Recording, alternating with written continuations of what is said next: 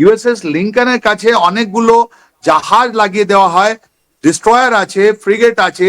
Okay that say that কোনো লোক কোনো জিনিস ডাইরেক্টলি লিঙ্কনের কাছে পৌঁছতে না পারে। যদি কেউ আদি পৌঁছে যায় তাহলে ইউএসএস কোলে যেটা হয়েছিল ওটা ওর উপরে হামলা করে ওটা নষ্ট করে দিতে পারে, তার মানে প্রেস্টিজটা শেষ। ইউএসএস লিঙ্কনে যেটা আপনি দেখাচ্ছেন ওর মধ্যে ইউএসএস লিঙ্কন যেটা আছে সব থেকে গুরুত্বপূর্ণ।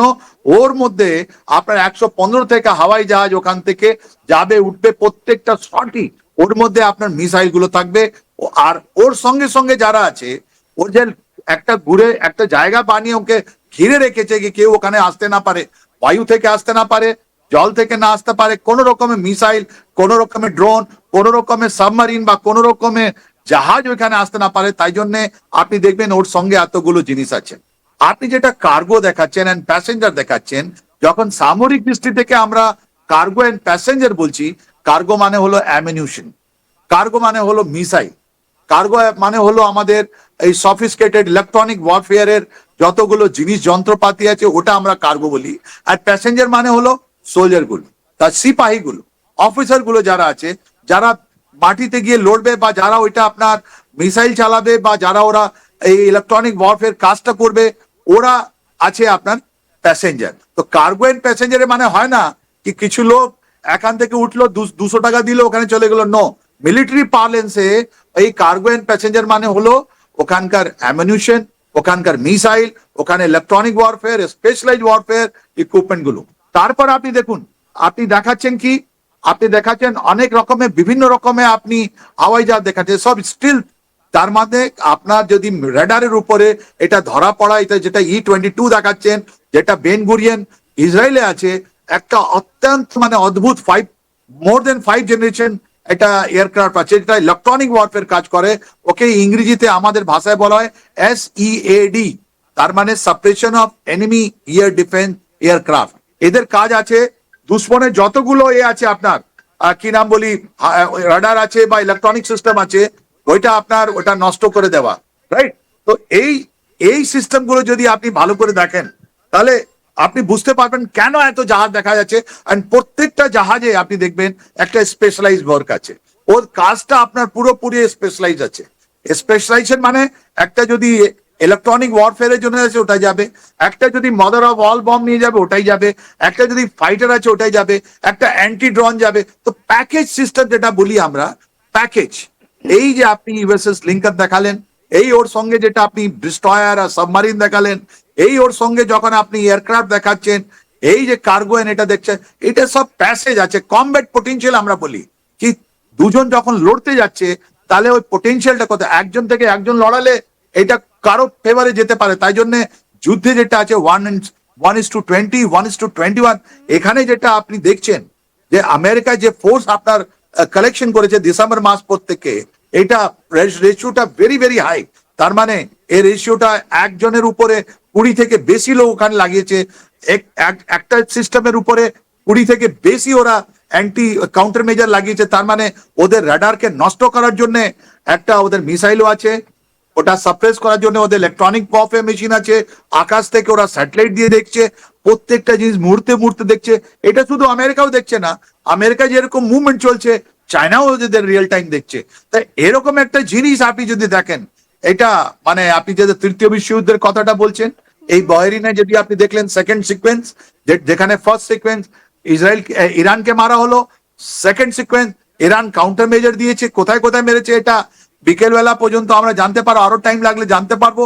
কিন্তু যে ছবিগুলো আপনি দেখাচ্ছেন, আরো একটা জিনিস একটু দেখাবো, এই যে জায়গাটা আমরা যদি দেখি যে এয়ার ডিফেন্স ডেপ্লয়মেন্ট, থার অ্যাটলিস্ট 1 অ্যাডিশনাল ব্যাটারি ডেপ্লয়েড, এবং তারপরে দেখা যাচ্ছে MIM 104 Patriot multiple batteries across the region. একটু এই বিষয়টা যদি বলেন। ও ভেরি গুড। দেখুন, যখন এরা অপারেশন ডেজার্টে স্ট্রং করেছিল, যেখানে আপনার আমেরিকান আর্মি, আমেরিকা তো অনেক দূরে আছে, হাজার হাজার মাইল দূরে আছে, তাহলে এদের যে সৈনিকগুলো ওখানে যাবে কি করে? ওরা সৈনিকগুলো ওখানে যাবে যখন এনিমি যেখানে যাচ্ছে ওরা, ওদের পুরো সিস্টেম গুলো, ওদের কামান, ওদের যেটা আছে আপনার এয়ারক্রাফট, সামরিক বিমান আছে, যতগুলো জিনিস আছে ওটা ওকে নিউট্রালাইজ করে দেবে, রাইট। এই আমরা এই প্যাট্রিয়ট মিসাইল যেটা আপনি বলছেন, এটা এয়ার ডিফেন্স মিসাইল। তার মানে আমি যদি একটা মিসাইল স্কাড এটাই ছিল ওখানে, একটা রাশিয়ান মিসাইল ছোড়া হচ্ছিল আর আমেরিকানরা কি করতো, এই প্যাট্রিয়ট লাগিয়ে ওকে ভেঙে দিত। তা আমরা অনেক স্টাডি করলাম এটা 1991-এ, যে এটা skirt versus Russian skirt versus American Patriot. আমরাও দেখলাম কি করে রাডার গুলো দেখছে, টাইম ক্যালকুলেশন করছে, ওকে ভাঙছে। তো এই যে এয়ার ডিফেন্স সিস্টেম থার্ড আপনি দেখাচ্ছেন, থার্ড আর নিচেগুলো যতগুলো সিস্টেম দেখাচ্ছেন, প্যাট্রিয়ট দেখাচ্ছেন, এই প্যাট্রিয়ট থার্ড, এটা এদের কাছে লেয়ার আছে, কত দূরে কে ইন্টারসেপ্ট করতে পারবে। কেন যে একটা ছড়া, একটা মিসাইল, যখন একটা মিসাইল আর একটা কোনো জিনিস আমরা বাতাসে দিয়ে, একটা রেঞ্জ আছে, এই থার্ডের একটা রেঞ্জ আছে, প্যাট্রিয়টের একটা রেঞ্জ আছে। তো এই রেঞ্জের মধ্যে প্রত্যেকটা জিনিসকে সাজানো হয়েছে, গুজানো হয়েছে। থার্ড কিন্তু 200 কিলোমিটার মারবে না, এটা কিন্তু ভেরি এফেক্টিভ। ওর একটা রেডার সিস্টেম আলাদা আছে, ওর কন্ট্রোল সিস্টেম আলাদা আছে, রাইট? সিমিলারলি আপনার যে প্যাট্রিয়ট আছে, ওর মধ্যে 6টা যদি মিসাইল আছে, ওই 6টা মিসাইল সময় কতগুলো টার্গেট এঙ্গেজ করবে, ওর টাইমিংটা আলাদা আছে, ওর কমান্ড এন্ড কন্ট্রোল আলাদা আছে। কিন্তু এসব জিনিসকে নিয়ে একটা কমান্ড এন্ড কন্ট্রোল আপনি দেখবেন অনেক জায়গায় আপনি বলেছেন যে এটা কমান্ড পোস্ট ওখানে তৈরি করা হয়েছে। আজকে দিনে এই যে প্যাসিফিক কমান্ড, এই যে কমান্ড আছে ওদের, সেন্টকম কমান্ড, সেন্ট্রাল কমান্ড, এটা আমেরিকান আর্মি যে সেন্ট্রাল কমান্ড আছে, ওদের কমান্ডার এখন মাটিতে নয়, এখন জলে নয়, এখন উনি একটা বাতাসে আছেন, উনি পুরো সিচুয়েশনটা পড়ছেন।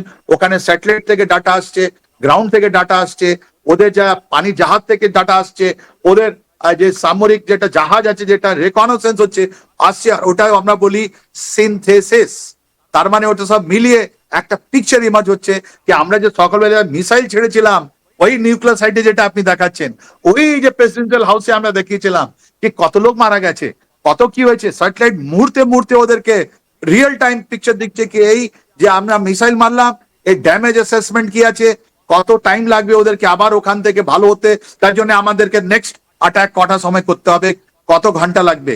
তো স্যার এই যে এরপরে স্যার একটু এই জায়গাটাও একটু দেখবো, যে এই যে দেখতে পাচ্ছি যে আমরা দু ধরনের আমরা দেখতে পাচ্ছি যে এখানে ফ্লাইট রয়েছে, দুটোর মধ্যে পার্থক্যটা একটু জানবো। যেমন এখানে যেমন দেখাচ্ছে যে 149 plus C-17A and C-5M flights transferring AD batteries, এই বিষয়টা ঠিক কি, এদের কাজটা ঠিক কি, কোন কোন ভূমিকা গ্রহণ করছে এক্ষেত্রে, যুদ্ধের ক্ষেত্রে? ওকে, এই যে জাহাজের মধ্যে আমরা তো এটা জানলাম, যেহেতু আমরা ভারতীয় 1971 যুদ্ধে দেখলাম, 99 দেখলাম, আবার সিন্দুরে দেখলাম, ফাইটার প্লেন গিয়ে আমাদের প্লেন থেকে মিসাইল ছুটছে, ওরা টার্গেটে যাচ্ছে, টার্গেট নষ্ট হচ্ছে। কিন্তু এই যে আমেরিকান ফোর্সে যেটা এসছে, ওখানে অ্যাসেম্বল হয়েছে, ওর মধ্যে অনেকগুলো প্যাকেজ আছে, ওদের সিল্ড আছে। যেরকম মনে আছে তো পুরোনো টাইমে যখন আমাদের শিবাজি যখন যুদ্ধ করতেন, ওর কাছে একটা ঢাল থাকতো, তারপরে তলোয়ার মারতেন, ঢাল থেকে নিজেকে রক্ষা করতেন। ওরকমই এই যে সিস্টেম আছে, প্রত্যেকটা যেটা লং রেঞ্জ ওরা হাওয়াই জাহাজ ওখান থেকে এসছে, ওদের মিড এয়ার রিফিউলিং দরকার আছে। তার মানে রাস্তায় যদি ওদের রিফিউল, যদি ওদের যা রিফিউল কম হয়ে যায়, ওদের ইন্ধনটা শেষ হয়ে যায়, তাহলে ওটাকে রিফিউল করার জন্য আপনি যে দেখাচ্ছেন ওটা রিফিউলিং।